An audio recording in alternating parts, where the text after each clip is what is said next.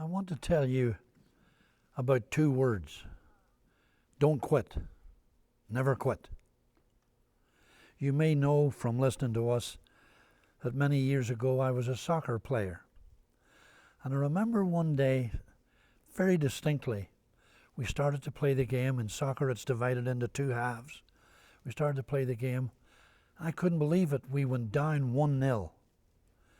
And then 2-0. And then 3-0. We're still in the first half. And then we pulled one back 3-1.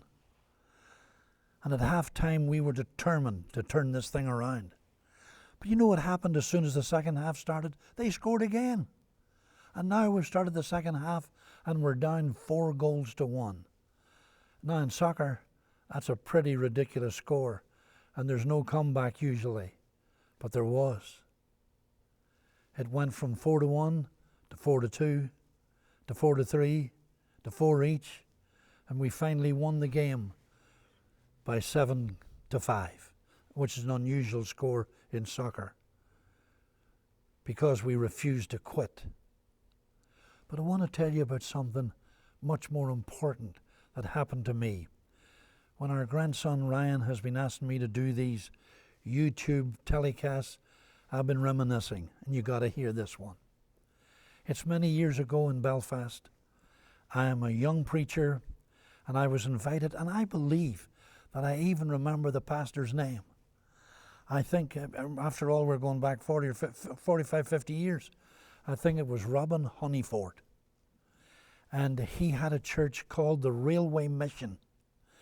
And there was a railroad beside it, so I guess that's why they called it the Railway Mission. He invited me to come and our team to hold a meeting. So we came, we were in there, met with that pastor, had a nice time of fellowship. Then the service started. And they had the singing and so forth. And then it was time for me to be called to get up and speak. I'm a young preacher. And I get up and start to speak. And I'm a bit into the message, not too long, until rat-ta-ta-ta-ta-ta-ta-ta-ta. Nobody could hear what I was saying with machine gun fire outside. Nobody could hear anything.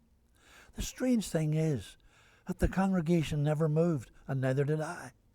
I just stood there, and when the machine gun fire died down, which obviously was very close to the church, then I would say as much as I could until it started again, and then I would just stand there again.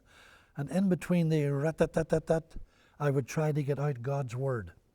And finally, in spite of the machine gun fire, we got the message over and were able to bless the people and pray for the sick and do things that you think you couldn't do if people are that close with a machine gun. Regardless of the machine gun fire, stand your ground. Don't quit. Don't quit because the doctor said such and such. Don't quit because the bank manager said such and such. Don't quit because it looks that your life is full of reverses during this period. You mustn't quit. You mustn't quit. We didn't quit, and we won the game 7-5. We didn't quit, and we were able to finish the meeting. My wife Maureen was in that meeting, and she would remember it well. It was the strangest feeling. I guess the most abnormal feeling almost was because the congregation never moved. I guess they'd heard gunfire a lot of times, and so had I.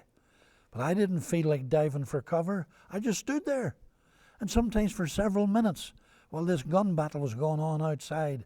But finally, we made it through in spite of the gunfire. So what am I going to say? By the way, from my memory, the Railway Mission, I don't know if it's still there, of course. I believe it was on Donegal Road in Belfast. And I remember it. I remember the occasion well. God bless you. And let me say this. You don't dare quit, even when you're down 4-1. It's not over till it's over. Or as they used to say, and I don't think it's a very nice statement, but they used to say, it's not over till the fat lady sings. It's not over. And in spite of the gunfire, you keep standing, and you'll finish the message. See you next time.